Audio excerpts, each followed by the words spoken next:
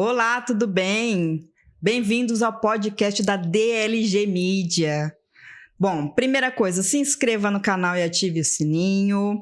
Quem quiser também locar esse lugar lindo, maravilhoso, só entrar lá no Instagram da DLG Mídia, toda a descrição, todos os detalhes vai estar na descrição, o arroba, vai estar tudo lá. Gente, não perde a oportunidade. Bom, olha quem é o meu convidado hoje. Fala sério, que convidado é esse, gente? Mal conheço, nem conheço ele, mal bato papo com ele. Estamos aqui hoje com Gilvan Arruda, empreendedor, produtor digital e agora se aventurando em escrever livros. E é sobre isso o podcast de hoje. A gente vai conversar com ele sobre o livro que ele escreveu. Olha só que legal. Bom, vamos lá. Primeiro, Gilvan, como eu faço com todo mundo, se apresente.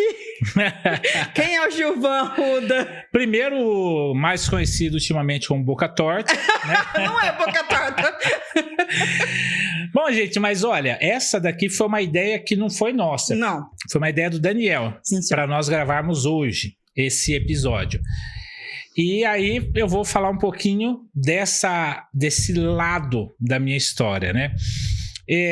Eu sou Gilvan, sou casado, tenho, graças a Deus hoje, inclusive no dia desse episódio, é aniversário da minha filha, Nicole, 7 anos. Ó.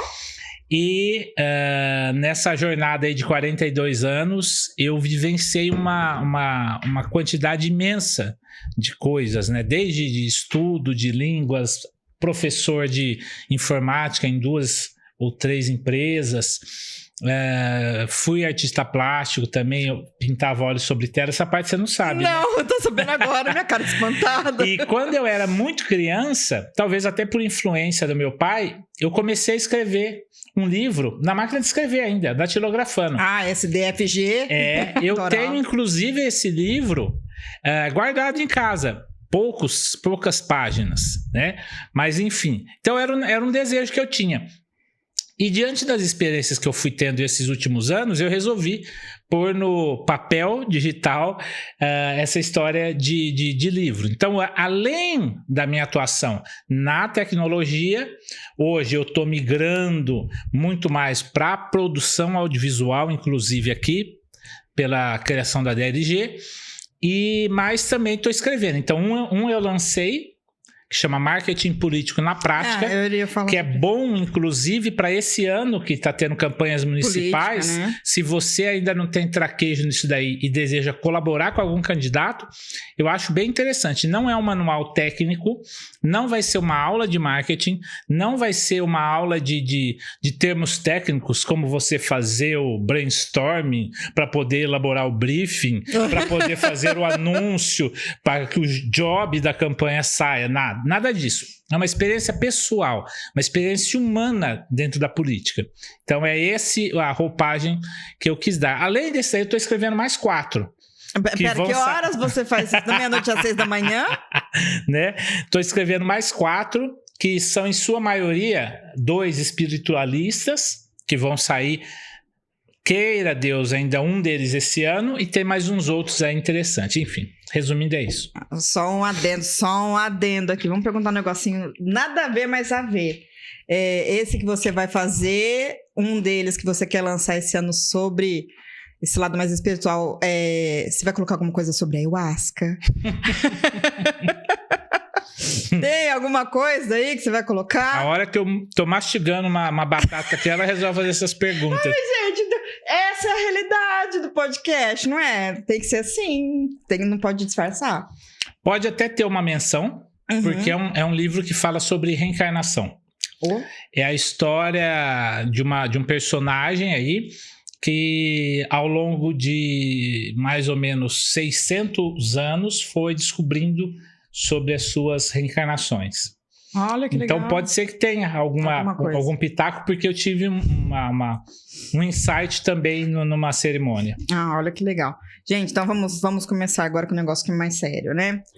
Como a influência de seu pai, professor Valdemar Arruda, moldou sua visão e interesse pela política desde a infância? Então, aí é que tá. Muitas pessoas acham que eu entrei para trabalhar na política agora em 2022. por conta da campanha do meu querido irmão, inclusive um abraço para ele, Dr. Marcos Leles. Dr. Marcos, no ano anterior, falou assim: Ivan, vou me candidatar a deputado federal. E eu vou se você for trabalhar comigo na campanha. Falei assim, então, tamo junto. Muitas pessoas têm um distanciamento da política, eu não. Eu tenho uma visão que a política é o meio de você, de fato, mudar a realidade. Porque nós somos governados por políticos eleitos. Então, nós temos que também levar a nossa visão para a política e não ficar somente aquilo lá, política é tudo ladrão e deixa para lá. Não, eles estão controlando a sua vida, a minha vida, a nossa vida. Então a gente tem que se envolver sim. Eu sempre acreditei nisso. Mas muitas pessoas acham que esse meu envolvimento com política se deu agora em 2022.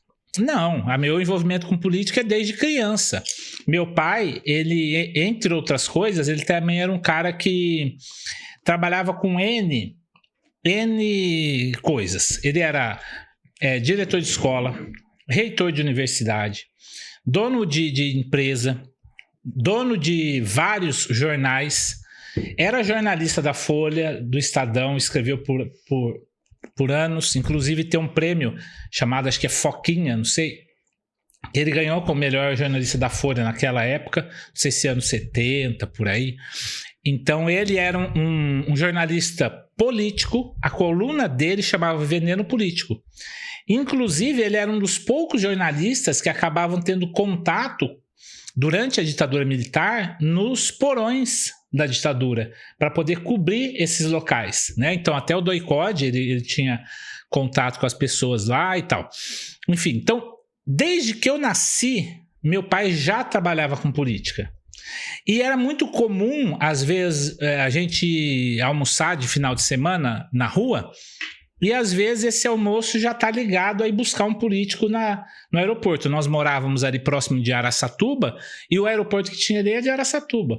Eu lembro até quando o Maluf, na época, acho que não sei se estava como candidato a governador de estado, ele veio para a região de Araçatuba fazer uma visita ali, e nós é que fomos recepcionar, né? Meu pai que foi buscar ele no aeroporto. E aí, político, né? Ele quer catar uma criança para tirar foto, aparecer, e a criança que estava dando sopa lá era eu. Então eu me lembro muito do Maluf me pegando no colo, né? E tantos outros, muitos políticos visitavam meu pai. Ele foi assessor parlamentar do deputado Dr. Mantelli Neto, antigo, lá na década de 80, se eu não me engano. Então ele trabalhou muitos anos na Assembleia Legislativa de São Paulo.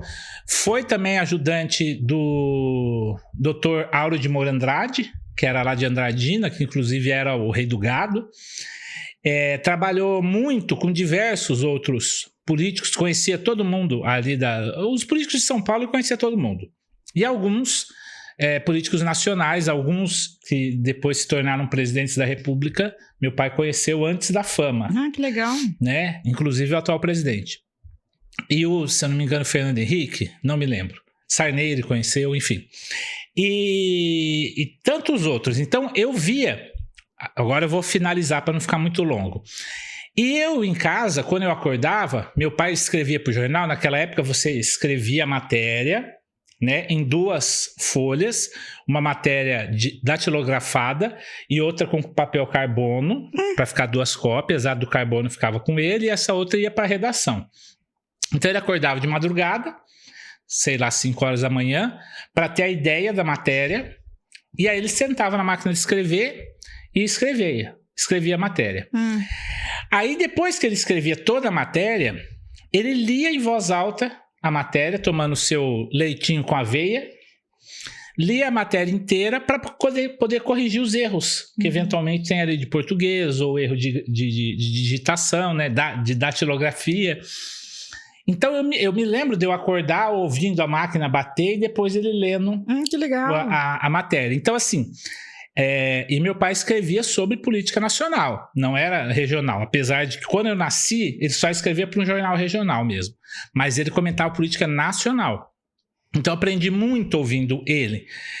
Então esse contato do meu pai com a política me inspirou demais, convivi demais, né? A família sempre teve no funcionalismo público contato com muito político, né? Minha tia, por exemplo, se formou advogada e o paraninfo dela foi Michel Temer. Então, enfim, sempre tive ligação e sempre achei muito interessante. Eu não tenho esse distanciamento da política. Bem próximo. Agora me conta, você assim, soltou no ar, assim, agora eu quero saber, me conta resumidamente como foi a experiência na campanha de 2022. Pois é, a campanha de 2022, para mim, foi absurdamente positiva. Muitas pessoas acharam, porque logo após a campanha, eu tive alguns problemas de saúde. E aí algumas pessoas acharam que foi por conta da campanha. Não, não foi. A campanha para mim foi um oásis, porque o ano de 2022 foi um ano muito ruim para mim, empresarialmente falando. Perdi muito cliente, fiquei numa situação financeira difícil. A campanha foi uma válvula de escape, foi um oásis. Então foi muito gostoso nesse ponto de vista. Porém, e o fato de estar com pessoas incríveis, né? Tanto Daniel, Lucinéia também trabalhamos juntos. Trabalhei na campanha do Dr. Leles, trabalhei muito com o Campos Machado, que era meio que o padrinho na época da campanha dos dois, né? Tanto em São Paulo quanto aqui na região, o Campos Vinha, nós saímos sempre junto. Que faleceu, inclusive, recentemente. Então, essa foi a parte boa. Mas a campanha de 2022, de várias pessoas com quem eu conversei, de muitos assessores parlamentares, assessores de campanha, profissionais mesmo, foi uma das campanhas mais difíceis dos últimos 30 anos. Porque não foi uma campanha normal. Foi uma campanha muito violenta, foi uma campanha de muita guerra, muita mentira, muita fake news, muito dinheiro despejado para poder espalhar informação errada. Nós, inclusive, fomos prejudicados por isso. Eu falo até no livro. O partido que nós saímos foi pelo Avante. O Partido Avante é um partido de centro. Só que na campanha de 2022, nós tínhamos lançado um candidato a presidente da República, que é o André Janones, que inclusive eu tive a oportunidade de conhecer em São Paulo. E nós, então, estava tudo bem, tudo tranquilo. Aí o Janones saiu da candidatura dele de presidente da República e se manteve como candidato a deputado federal, inclusive foi eleito, mas foi apoiar o presidente Lula.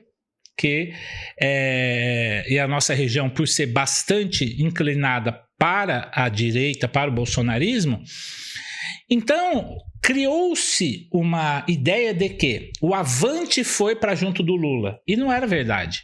Não era verdade. O Janones foi apoiar o Lula como um integrante do Avante.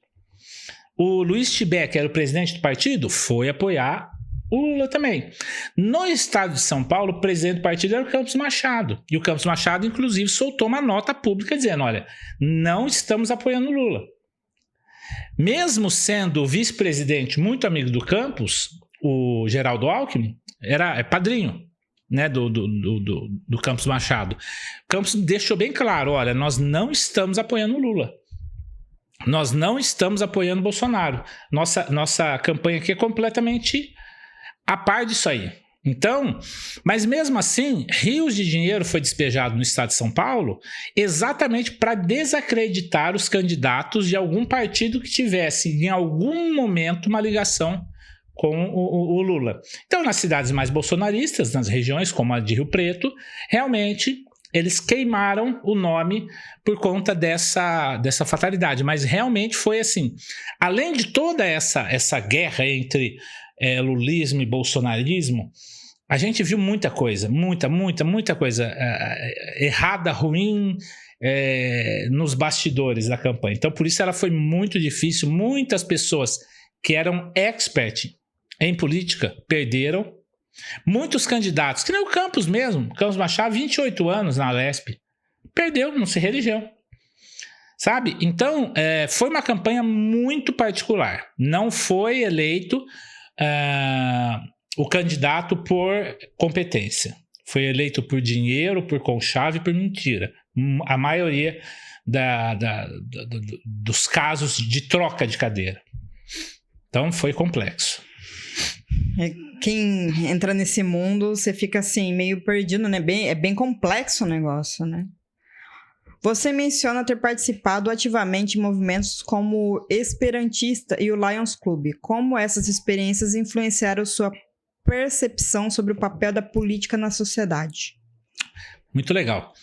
Todo mundo pensa que política tem a ver com você se candidatar a prefeito, a vereador, a deputado, a presidente e tal. E na verdade não. Eu ia te falar, não é? A política, ela está em todo lugar. Você, na hora que você vai trocar de carro, você com a sua mulher ou com seu marido, vocês têm que chegar num acordo para escolher o carro que vocês vão comprar, porque são 2 pessoas e um carro na hora da escolha. Então, é política aquilo. Esse ato de você negociar, né, com o seu marido, com a sua esposa, com o seu patrão, esse ato de você negociar com o diretor da escola do seu filho, com a professora, tudo isso é política. A política é a arte da negociação, é a arte do diálogo, da conversa, do me beneficia desse lado que eu te ajudo do outro, né? Não a coisa suja do toma lá da cá, mas sim a verdadeira. Por exemplo, olha, eu sou prefeito de Rio Preto e eu estou apoiando um candidato a deputado estadual.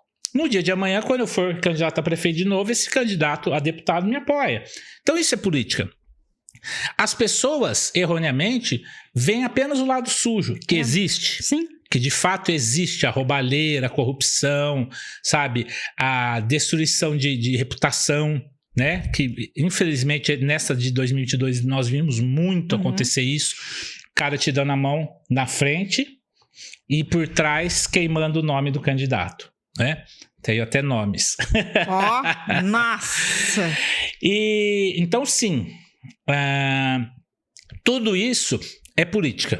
Da mesma forma que quando você entra para uma religião, as tratativas que acontecem lá dentro são políticas. Você entra para um clube social, que nem ela citou aí do Lions, que eu fiz parte do Léo Clube. Inclusive, se você entrar em Potirendaba, em frente ao hospital tem um busto, né, do Léo Clube lá, e na placa tem meu nome. Porque na época que eu tava lá... O dia que eu passar lá, eu vou fazer questão de bater foto. Na época que eu tava lá, é que a gente fez uma campanha na cidade e colocou aquela placa na entrada da cidade. Enfim, viajei, fui em vários congressos, participei de alguns eventos pelo Rotary também. Foi muito interessante, inclusive um curso de treinamento de oratória fantástico. Participei pelo Rotary. O Esperanto também, que é uma língua internacional, que inclusive nós vamos pegar pro Rota Espiritual, falar sobre Esperanto e espiritualidade. Participei, fui correspondente de vários países, Espanha, acho que eu tinha amigos na África, na Rússia, em Portugal, que nós trocávamos carta naquela época. Dei aula de Esperanto com a saudosa Maria Rosa de Ângeles, que também nos deixou recentemente, uma grande amiga. Então, era uma tratativa política também. Então, todas essas experiências que eu fui tendo na sociedade, porque eu nunca gostei de estar à parte, eu sempre gostei de me envolver. Então, eu estava dando aula de Esperanto, aula de informática, pintando quadro e fazendo exposição do Banco do Brasil, e assim por diante. Era muito gostoso tudo isso. E tudo isso faz parte.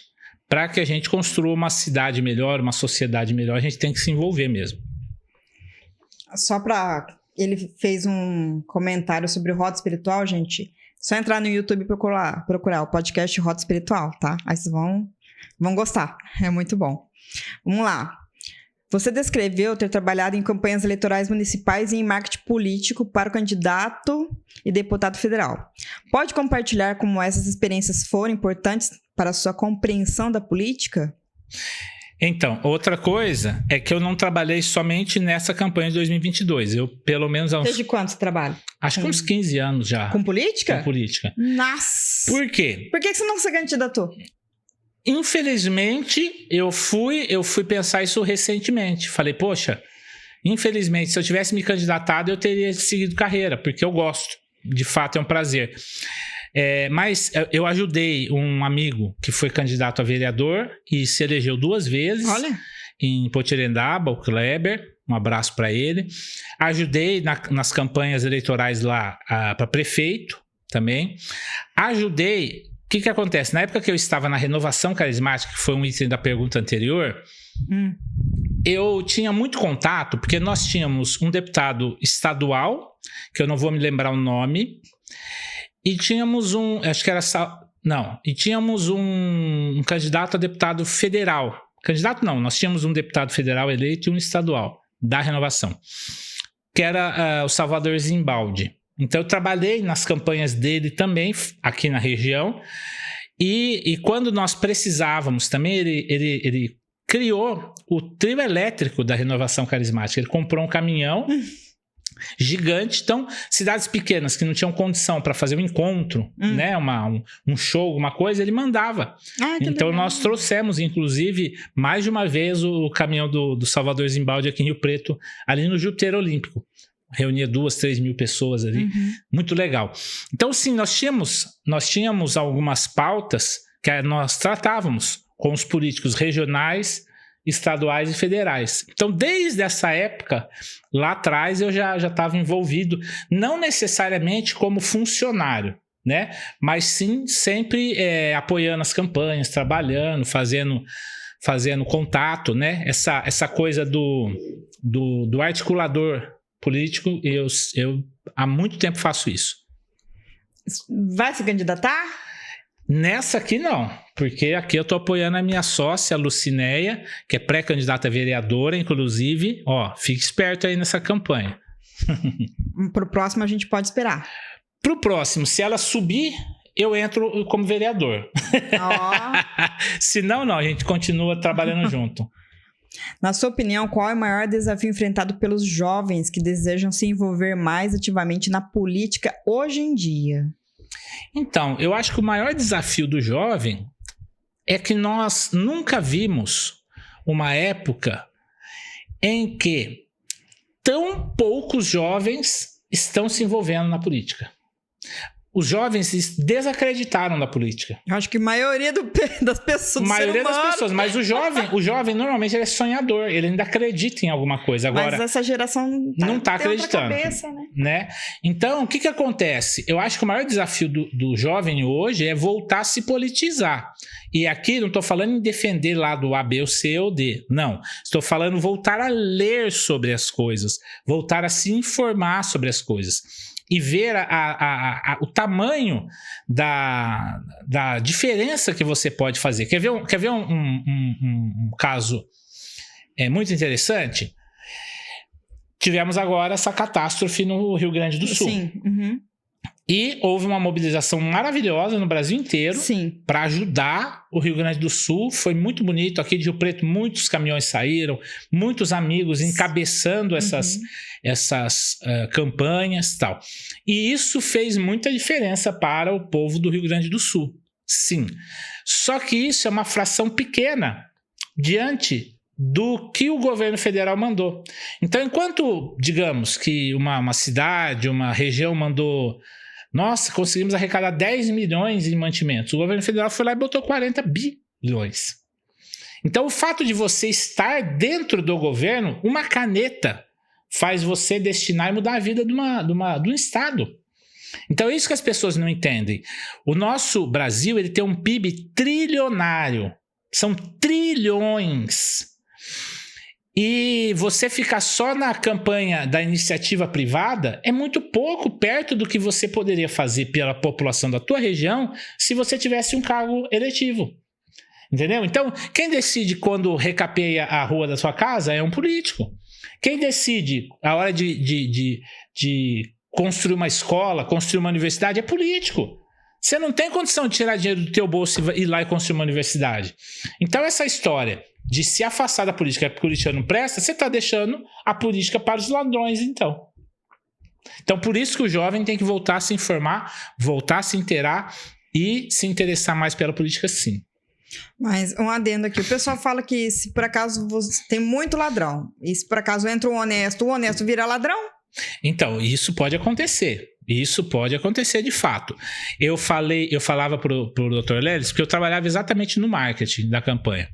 E ele me disse que assim que ele entrasse, eu iria para o gabinete também trabalhar com essa parte. Eu sempre falei para ele, doutor, nós queremos fazer o certo, beleza? Mas nós vamos sofrer pressão muito grande. Ele já tem a costa já treinada pela promotoria, né? Muitos anos trabalhando com crime, inclusive o crime organizado. Mas, ao mesmo tempo, nós não éramos ingênuos de achar que nós poderíamos mudar o Congresso Nacional, né? Mas eu sempre falava para ele, vamos trabalhar com a mídia a nosso favor. Então, aconteceu, o pessoal pressionou para a gente fazer XYZ, mídia, rede social. Recebemos pressão de fulano, beltrano e ciclano. Porque o deputado ele tem imunidade para poder falar o que ele quiser, né? Não para cometer crime. Mas, se ele está sendo pressionado a cometer crime, ele que use a sua imunidade para falar quem são. As pessoas estão pressionando ele a fazer o errado. Então, isso é uma segurança que o político, na era atual, pode ter. Você publica tudo. Então, as pessoas, uma hora, vão parar de te cercar, porque eu vou falar, pô, esse cara ele tem a boca aberta, né? Tudo que a gente pressiona, ele vai lá e põe na mídia. Então, é exatamente essa a ferramenta que eu acho para você, se você tiver ética e se você tiver moral mesmo, você tem ferramentas de se manter honesto no meio da política. Até porque você não precisa ser desonesto para poder ganhar dinheiro com a política. São benefícios muito grandes que os deputados têm hoje. Então, você vai ter uma vida confortável. Agora, querer além disso... Aí você já tem um desvio de caráter, né? O seu livro tem diversos capítulos. Eu queria que você comentasse sobre 3. Principalmente o 3º, que é as diferenças de marketing tradicional. O 7º, que é antes de tudo. E o 9º, que é os bastidores. Vamos por parte. O primeiro... vamos começar pelo 3º. Capítulo 3, isso, né? As diferenças do marketing tradicional. Vamos lá. O que acontece? As pessoas que vêm do marketing empresarial, marketing tradicional, têm uma formação, uma ideia muito organizada, muito linear, muito cada coisa no seu devido tempo, né? Então, você faz um planejamento de marketing, você faz um planejamento de ações, né? Com os prazos definidos, com as verbas definidas, com as mídias que você vai atuar, né? Então você planeja bem, você faz junto com o teu cliente, faz todo o planejamento, faz toda a sua plano, né, de ação e executa. Na política, isso não existe. Por quê? Você, às vezes, planeja, olha, o candidato vai dar uma entrevista na TV dia tal hora. Aí surge alguma emergência, a emissora desmarca e põe você para outro dia. Naquele outro dia estava um comício, né, que hoje em dia não existe mais, mas estava uma palestra agendada em tal lugar. Então você tem que reajeitar tudo aquilo. E todos esses eventos que o candidato está aparecendo... eu, por exemplo, ia junto para gravar material para a campanha. Então, você não tem como ter uma agenda fixa. Segundo, você não tem orçamento fixo. Porque, por exemplo, uma campanha para deputado estadual, ela tem um orçamento máximo. Campanha deputado federal tem um orçamento máximo. Campanha para presidente da República tem um orçamento máximo. Então, você não pode gastar além daquilo. Na pré-campanha, a lei diz o seguinte, você só pode gastar uma fração do valor gasto na campanha. Por exemplo, deputado federal, o orçamento máximo era 3,5 milhões. Só isso? Que parece muito dinheiro, mas numa campanha a nível estadual com 645 municípios, some esse dinheiro, desaparece. Né? Mas nós não recebemos esse valor do partido, né? Nós recebemos uma fração disso. Então, quando você faz um planejamento, olha, eu fiz um planejamento para gastar 400 mil na campanha inteira, digamos. Você não sabe se aquele dinheiro vai vir. Você não sabe em que momento ele vai vir. Então, se você vai ter apoio empresarial, se você vai ter que o candidato vai ter que tirar do bolso. Então, você vai fazendo com que vai acontecendo no dia a dia da campanha. Então, tem essa questão da agenda, tem essa questão do orçamento. Tem a questão também das hierarquias. Porque numa empresa você tem isso bem definido. Você tem lá o CEO, você tem os outros diretores, você tem os gerentes, você tem os chefes de departamento e assim por diante. Você tem uma verticalização e sabe quem manda em quem, o que manda em quê e com quem que você tem que falar. Numa campanha você tem o candidato. E ao redor do candidato orbitam muitas pessoas. Principalmente os donos, os donos mesmo dos partidos. Então, esse dono do partido, em tese, ele não deveria influenciar nas decisões de campanha do candidato especificamente, ele só deve aconselhar. Mas, normalmente, eles passam por cima. Então, às vezes, você conversa com o candidato, vamos fazer tal coisa? Vamos, beleza. Aí vem o presidente do partido e fala, é para fazer tal coisa. Então, passa na frente a prioridade que, às vezes, o partido pede. Por exemplo, nós estávamos na rua, lá na região de Oswaldo Cruz, e eu fiz toda a parte burocrática da campanha e inclusive a foto que vai para a urna, né? Então, no dia da eleição, tem uma foto específica com características específicas e tal. E fui eu que fiz essa foto e enviei para o TSE. Lá, no meio da campanha, nós estávamos correndo, né? Sem computador grande para editar nem nada. Chega a notícia que tinha sido rejeitada a foto da urna. Por um motivo muito simples. O rosto dele estava meio inclinado para o lado. Tinha que ser de frente. O que a gente tinha que fazer? Para não perder prazo, arrumar uma camiseta igual, um estúdio de fotografia, um cara que fizesse a foto e o tratamento na rua. Então, nós achamos na cidade onde nós estávamos. Você entendeu? Então, você faz tudo certinho, tudo bonitinho, envia, tal, faz prestação de contas, tanto de campanha, quanto tem o contador e o advogado também acompanhando. Mas as coisas, vez ou outra, durante... E olha que a campanha é curta, hein? Ela é pouco mais de um mês. Então, durante esse período, você fica completamente maluco, porque realmente muita coisa acontece. E como eu disse, na pré-campanha... A lei diz que você pode fazer uma fração do que vai ser feito na campanha. Então, mesmo que você comece antes sendo pré-candidato a alguma coisa, suas mãos estão muito amarradas, porque você tem um monte de limitações de coisa. Por exemplo, na pré-campanha você não pode pedir voto. Então, se você aparecer em qualquer lugar, você tem que falar, me dá o seu apoio. Não pode usar a palavra voto. E assim por diante, tem uma série de regras lá. Então, é bem isso. Essa coisa das exigências que você vai tendo, de todo o complicador, que o cara que veio do empresarial não tem noção como funciona na política. Na política, realmente, você tem que ter muito mais garra, mais sangue no zóio, que nem diz um amigo meu, porque o negócio pega. E agora eu quero saber sobre o capítulo 7, antes de tudo. Antes de tudo, isso aí é uma parte interessante. A campanha tem basicamente 4 momentos. Ela tem o antes de tudo, que foi assim que eu chamei, que é o período antes da pré-campanha, onde o nome do candidato não pode nem estar lá, pré-candidato a tal coisa. O cara está com a intenção de se candidatar. Mas nesse período ele não deixa de ser humano.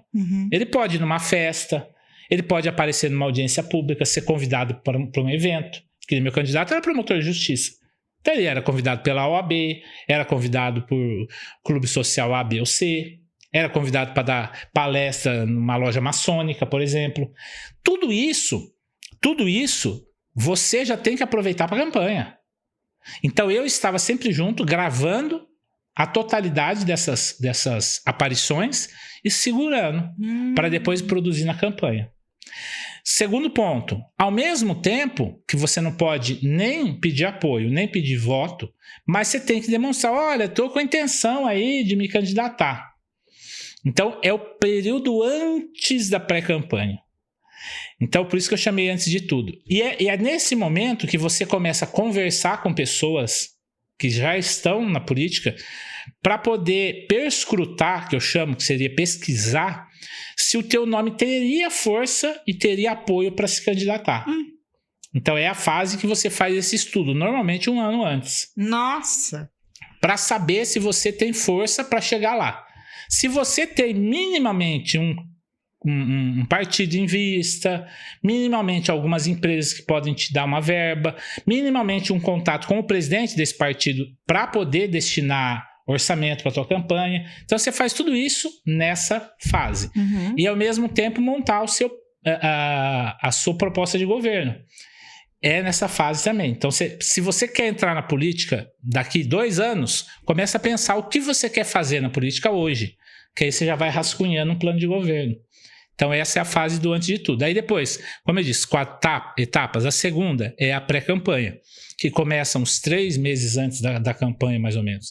Aí você já está mais na rua, você já tem uma logomarca pronta do candidato, só que ao invés de estar candidato a deputado federal, tá lá pré-candidato a deputado federal, porque se tiver candidato já impugna ali. Nossa! E aí e assim por diante, você tem uma série de regras. Na pré-campanha já entram algumas delas, passam a valer já. Então aí você já começa a colocar a imagem do candidato na cabeça das pessoas nessa fase. Aí a campanha propriamente dita, que aí é loucura, é todos os dias, 24 horas por dia, viajando na rua. Se é uma campanha municipal é mais fácil. Campanha estadual, federal é muito complicado, porque você tem que abranger pelo menos uma grande cidade de cada região para você poder ter força e deixar um responsável da tua campanha naquela região também. Porque durante a campanha ele fica mantendo o nome aceso, né? Depois da campanha em si, o terceiro ponto é o dia da eleição, que é um negócio assim sofrido, porque você não pode fazer boca de urna. Ao mesmo tempo, você tem que estar muito ligado, porque você está veiculando anúncio. E anúncio, para quem conhece, sabe, não é a hora que você dá play no anúncio ele começa a rodar e na hora que você dá stop ele para. É a rede social que delimita isso. Então, por exemplo, eu, na madrugada virando para o dia da eleição, porque no sábado de manhã já não podia mais veicular anúncio, eu fiquei acordado desabilitando anúncio. Porque e tirando bandeira da rua. Se tiver bandeira na rua também, o TSE pode te dar uma sanção aí. Então tem isso. O dia da eleição é muito sofrido, porque você não pode mais pedir.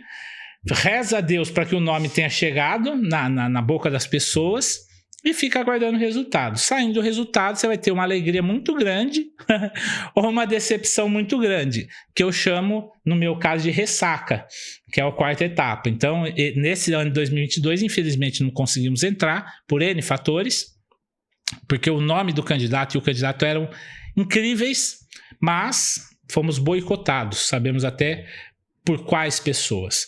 E aí, o candidato não entrou e aí foi uma ressaca, né? Não uma ressaca assim de estar triste por não ter entrado. Nunca vivi dinheiro de política, então não ia ser naquele momento. Mas assim, o fato de você ter feito um trabalho legal, acreditando que a eleição dessa pessoa poderia trazer recursos para Rio Preto. Você imagina um hospital Bezerra de Menezes, por exemplo, que está vez ou outra fazendo campanha para arrecadar fundos para manter o hospital. Tendo um deputado federal de Rio Preto mesmo lá, de vez em quando você mete uma caneta e traz o orçamento para cá. Você pega aí uma casa assistencial que está passando por dificuldade, pum, 50 mil, 100 mil, tá, pum, cai na conta. Sabe? Então é essa visão que a população tem que ter na hora de escolher os representantes da região. Rio Preto elegeu todos os deputados federais de fora. Agora, cadê o orçamento deles aqui? Burrice. A população errou. E agora está sofrendo as consequências. Está todo mundo tendo que vender pizza de novo para poder manter os seus trabalhos. Então é isso que tem que ter em mente. Então é por isso que eu falo nesse antes de tudo, é essa preparação toda. E o 9, nos bastidores, capítulo 9? Esse capítulo eu comecei com uma experiência que aconteceu comigo que foi muito interessante. Os bastidores tem muita coisa. Tem muita coisa, né? Por exemplo, você tá lutando por verba e aí você descobre que a pessoa que diz que não usa verba de campanha estava usando verba de campanha. Você lutando por uma verba X, a pessoa fala, poxa, estamos no mesmo barco, não recebemos nada. E aí você vai ver, a pessoa recebeu verba, sim, só que eles fazem doação de campanha, né? Você tem como consultar todo o dinheiro do candidato, viu? Durante a campanha. Tem lá no site da TSE, tem tudo. Tem declaração de bens antes e depois. Então fique de olho, viu? Pessoas que estão na política há muito tempo, nunca trabalharam em nenhum emprego privado e tem centenas de imóveis. Veio da onde? Tudo isso é público, né? Você consegue pesquisar. Beleza. Aí você vai com um candidato e fala, nós estamos na mesma, não sei o quê, e o cara andando de jatinho fretado. E tantas outras questões de bastidores, convites e propostas indecentes surgem. Então nós já conseguimos sentir nesse momento realmente que essas coisas surgem. Mas uma outra parte legal dos bastidores, gente, vou contar de um evento que nós tivemos na Assembleia Legislativa, que foi a convenção do partido. Convenção do partido é o evento maior durante a campanha. Por quê? Todos os candidatos apresentam seus nomes para o partido.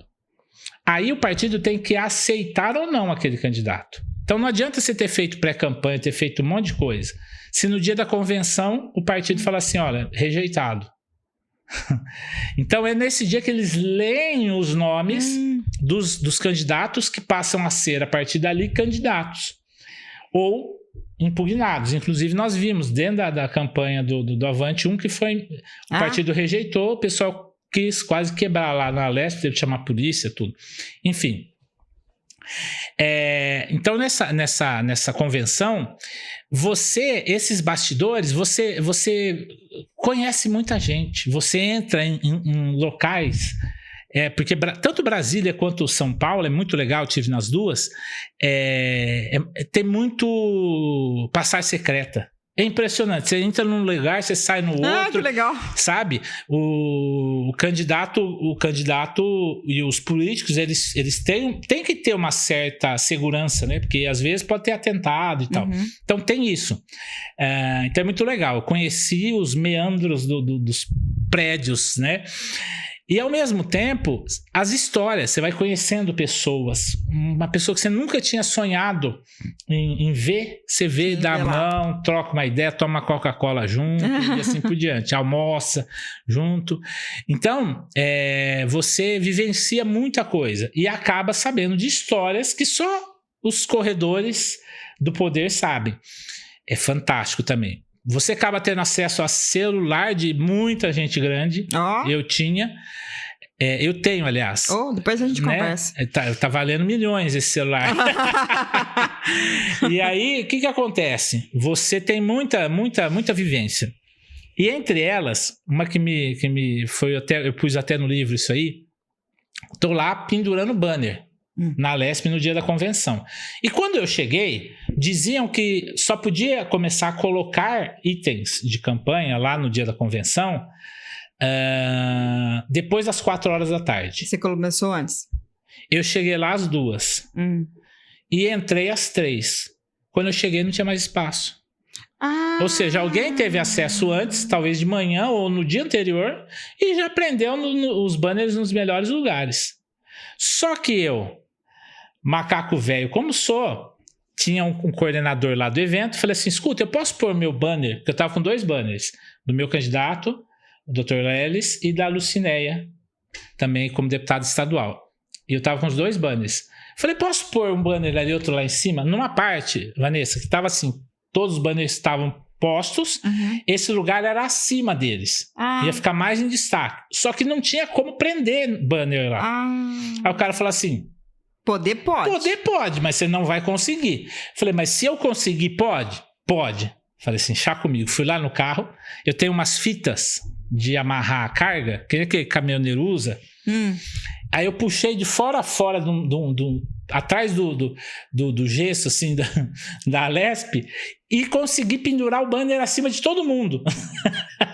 Dos 2 lados, nas 2 laterais. Então, todas as filmagens, fotos que fazia daqui, pegavam os banners.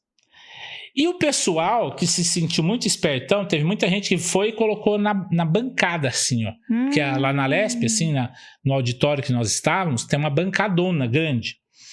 Aí o cara lá falou assim, ó, o pessoal tá pondo aí, ó, eu tô deixando. Mas na hora da convenção, isso aqui fica lotado. Não precisa tirar. Mas ninguém vê, porque lota de gente. Porque é logo abaixo da mesa, diretora. O pessoal não pensou. E assim, então, nesse dia eu prendendo o banner, aí eu fui ajudar uns outros assessores que estavam lá também prendendo.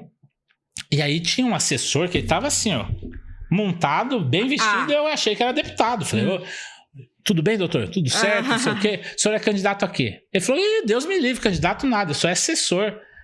Aí ele me falou a frase que eu coloquei no livro. Os bastidores são muito mais interessantes.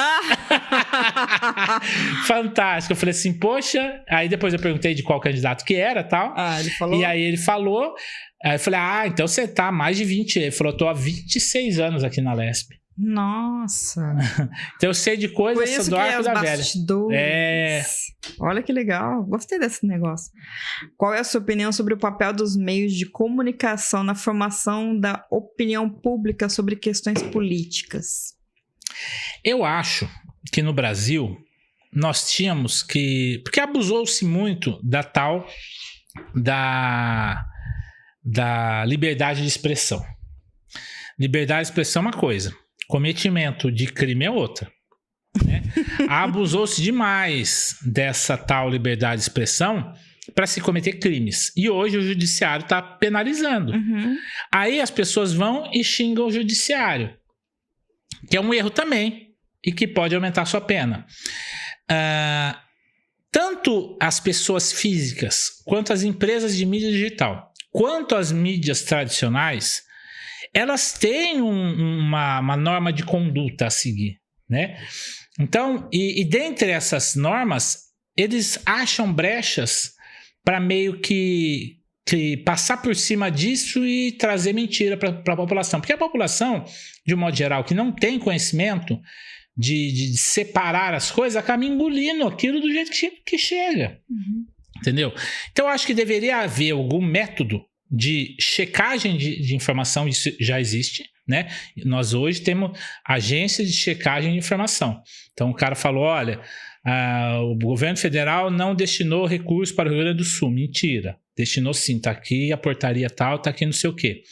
Olha, o governo municipal mandou derrubar árvores, não sei o quê. Não é mentira, né? Mandou sim, tá aqui o decreto. E assim por diante. Mas existem o jogo de cintura, o jeitinho brasileiro de você veicular mentira. Então, dentro disso, nós deveríamos criar alguma forma de que essas empresas sejam penalizadas também, né? Quando elas espalham a desinformação, às vezes nem é mentira, mas desinformação, que deixa a pessoa em dúvida. Nós tivemos isso muito gravemente durante a pandemia. Foi um absurdo a quantidade de informação falsa. O Brasil, que sempre foi o país que mais vacinou no mundo, caiu o índice de vacinação absurdamente. E até hoje, né? Muita gente parou, não vou vacinar mais. Até hoje. E inclusive, algumas doenças que já estavam extintas estão voltando por conta de desinformação. Então, o papel do marketing, da mídia, é imprescindível. Quanto maior a mídia, eu acho que ela tem mais obrigação de informar. Isso aqui saiu, é mentira, saiu no veículo tal, tá aqui, eu tô mostrando. As mídias digitais também, na minha opinião, tinham que ser obrigadas a retratar informação falsa. E hoje isso ainda está muito, muito, muito, muito complicado. Hoje a gente tem no Brasil, por exemplo, não vou citar o nome para evitar processo, mas nós temos uma produtora milionária, e quando eu falo milionário não é dezenas de milhão, é centenas de milhão, que faz uma produção artística de primeiro nível para reescrever a história do Brasil. Entendeu?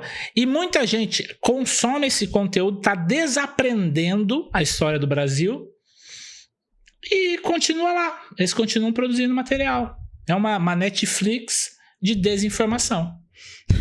Adorei Netflix de desinformação. Vamos lá. Como você vê a relação entre a política local e nacional, especialmente considerando sua experiência em diferentes níveis de governo e movimentos sociais? Que legal. Quem sou eu para comentar isso, né? Quem sou eu? Mas Gilvan Arruda. Mas veja só. A política nacional, no caso específico de Rio Preto, não vai trazer voto. Então, tem candidato se alinhando a lado A ou B, na esperança de ganhar voto com o nome daquele candidato nacional. Mas isso não vai se refletir. Pode trazer uma pequena porcentagem. Porque hoje Rio Preto ele tem uma configuração muito bem definida hoje na mente das pessoas. Os candidatos que estão aqui disponibilizando seus nomes já tem uma rejeição ou uma aceitação. Então não é dizendo que eu sou amigo do Lula ou dizendo que eu sou amigo do Bolsonaro que eu vou ganhar mais voto por isso. Não vai importar voto. Não vai. É muito pouco a quantidade. E, por outro lado, eu acho até que algumas pessoas poderiam até se prejudicar usando a imagem de fulano ou Beltrano. Dali a pouco sai uma condenação aí, o cara tá na cadeia e isso mancha a tua imagem. Eu acho que cada um tem que compor a sua história, fazer o seu trabalho. Nós temos bons candidatos aqui em Rio Preto, como prefeito, como vereador. Eu acho que cada um tem que mostrar a sua história, não ficar ligado na história de terceiro, sabe? E um apoio aqui ou outro colar, beleza, pode surgir, né, de outras figuras. Mas eu acho que associar... não. O Brasil teve polarizado, infelizmente, com dois polos. Rio Preto, não posso dizer que seja a mesma coisa. Apesar de estar dois nomes fortes, não posso dizer que seja uma polarização. É mais um fato da pessoa conhecer ou desconhecer o candidato, a história, o posicionamento e tal. Então, está mais leve nesse sentido em relação à última campanha nacional. Então, eu acho que está mais leve, está mais legal. Até o presente momento ainda eu vi pouca discussão, no bom sentido mesmo, das propostas desses candidatos. Mas eu acho que vai ser uma campanha interessante. Eu acho que vai ser bem legal. Então, ela não vai refletir a campanha nacional. Não sei se sou eu ou se... Parece que tá um pouco mais tranquilo esse ano. Tá muito Antigamente tranquilo. era uma coisa mais afobada, não era? Tá. Você tá sentindo isso também? Não chegou a campanha ainda, né? Mas mesmo antes, Nós estamos numa fase de pré-campanha muito quietinha. Muito quietinha. Inclusive, candidatos, DLG está de portas abertas para recebê-los, para falar das propostas para Rio Preto. Eu tenho um candidato que vai vir, acho que daqui a uns dias. Vereador. Isso, vereador. Nós tivemos até agora aqui no estúdio um só candidato a prefeito, que veio no programa do Martino. Sim. Coronel Fábio. Em seu livro, você menciona que a política é um instrumento de mudança. Poderia compartilhar um exemplo pessoal de como viu essa mudança acontecer através da política? Eu adoro essas coisas. Esses depoimentos, assim, acho o máximo. Posso dizer um exemplo bem antigo e posso dizer um exemplo mais recente. Na época do meu pai, que meu pai estava trabalhando com os políticos em Brasília, São Paulo e tal, nós tínhamos no Brasil um negócio chamado retransmissora. Não sei se você é dessa época. Você tinha a Rede Globo, o SBT, que era TVS na época, a Rede Manchete. Não, é melhor eu não falar para não falar a minha idade. Então, para você assistir aquele canal aqui na sua região, ou você tinha uma torre, ou você tinha uma retransmissora para pegar na cidade, né?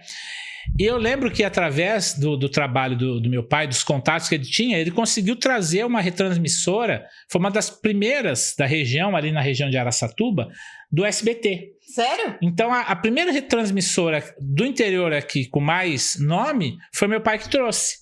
Então, isso é uma atuação política que acaba trazendo um benefício direto, né, para a população. E assim como tantas outras benfeitorias que a gente às vezes recebe por conta da ação direta de um intermédio político, né? Então nós temos em Rio Preto, agora que foi anunciado que vai ter mais uma faculdade em Rio Preto, dessa vez uma federal. Então, sério? nós vamos ter uma filial da Universidade Federal de São Carlos aqui. A UFSCar vai ter em Rio Preto. Então... Você tá brincando sério? Não sabia. Então, o que acontece? Tudo isso, nós vamos ter logo um aeroporto internacional em Olímpia. Isso eu tô sabendo. E tantas outras coisas. Tudo isso são benefícios diretos que a atuação política traz. Por exemplo, Rio Preto tem um hospital fechado. E ela construiu lá na Zona Norte um hospital, pela localização muito bom, mas eu acho que ficaria mais barato a gente reativar o IELAR do que construir uma unidade nova. Enfim, então, se houvesse um candidato de Rio Preto, eu acho que nós reabriríamos mais hospitais, mais leitos, né? Porque principalmente a área da saúde está carente em Rio Preto. É uma atuação política direta. Seja o político ser da região, ou seja a pessoa de renome trazendo benefícios de políticos que têm mais verba para Rio Preto. Então, eu acho que isso realmente é o exemplo claro disso, né? Bom, estamos finalizando. Vou ainda perguntar mais uma coisa. Qual é a sua visão para o futuro da política no Brasil, especialmente em termos de engajamento cívico e participação democrática? Então, tem a visão e tem o sonho, né? Então fala os dois. O meu sonho é que novos nomes surgissem na política. Nacional, principalmente. Sabe? Sempre são os mesmos, né? Novos nomes. Nós tivemos uma renovação no Congresso, mas eu acho que renovou para pior. Porque entrou muita gente nó cego lá. Mas nós temos grandes nomes que eu posso listar um monte aqui, né? Por exemplo, uma pessoa jovem de política, Tabata Amaral, uma excelente parlamentar, agora está se candidatando como prefeita de São Paulo. Infelizmente, e eu digo isso porque eu acho que o próximo prefeito vai ser o Boulos e os dois estão do mesmo lado. Poderiam juntar as duas campanhas. Enfim. Novos nomes surgindo, pessoas com a mente arejada, com foco em algumas pautas bem concretas. Não só... Porque tem gente que entra lá, qual que é seu foco? Eu quero defender o uso de armas. Tá, mas e o povo tá passando fome? Pra que defender arma? Não, porque eu gosto de atirar. Nossa, que ótimo, Deixa passar fome. Né? Que ótimo. O que mais que tem dentro dessa cabeça, além de pólvora?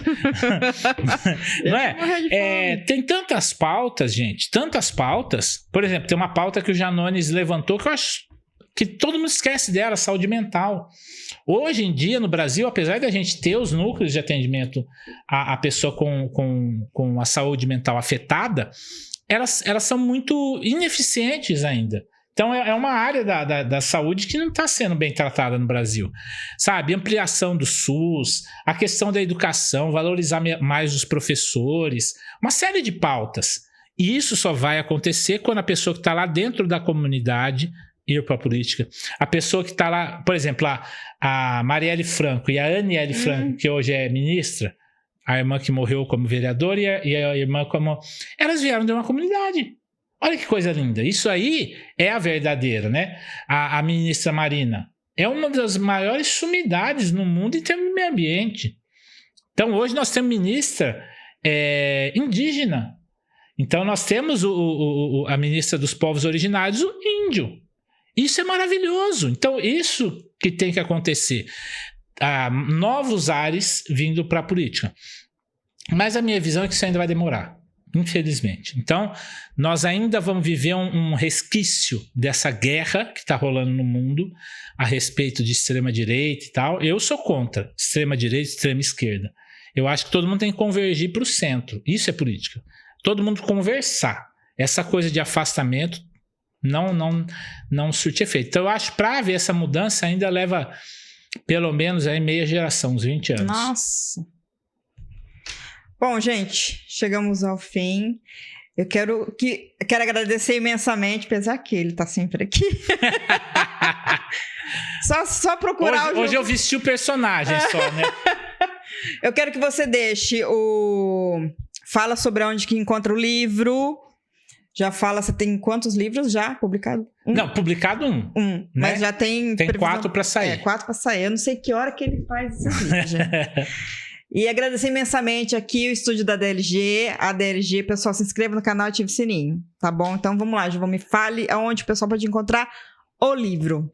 Maravilha, ó. Lá no meu Instagram tem então, se você procurar lá Gil Arruda, meu Instagram, tem lá o link do livro na bio do meu Instagram. Aqui também na descrição do vídeo a gente deixa, ele está publicado em 2 plataformas. Na Hotmart, você compra e recebe o PDF direto, né? E tem na Amazon também. Na Amazon, eu ainda não lancei o livro físico. Eu ainda vou fazer isso também, da pessoa comprar, espera 15 dias, recebe o livro físico. Tô vendo isso daí. Mas já tem ele para Kindle. Então, se você tá lá na conta da Amazon, você pode receber ele, ler no computador. Ou se você tem um Kindle, né, ou qualquer e-reader, você compra lá e já baixa para sua biblioteca de livros lá na Amazon. Então, tem nos 2 lugares. Eu vou deixar os 2 links aqui na descrição também. Gente, e agradecer também hoje, apesar que a gente comeu um pouco antes, tá aqui o negócio da gente comer um pouco antes, agradecer o episódio de hoje foi patrocinado pelo Grãos e Companhia lá da Vetorazo. Vocês escutaram? Olha lá, eu vou colocar nele lá. Tá vendo? A SMR. É bom esse negócio da SMR, né? Então, gente, agradecer imensamente. Grãos e Companhia fica lá na Avenida Vetorazo. Quem falar que veio pelos podcasts, 10% de desconto, ok? Beijos e até a semana que vem.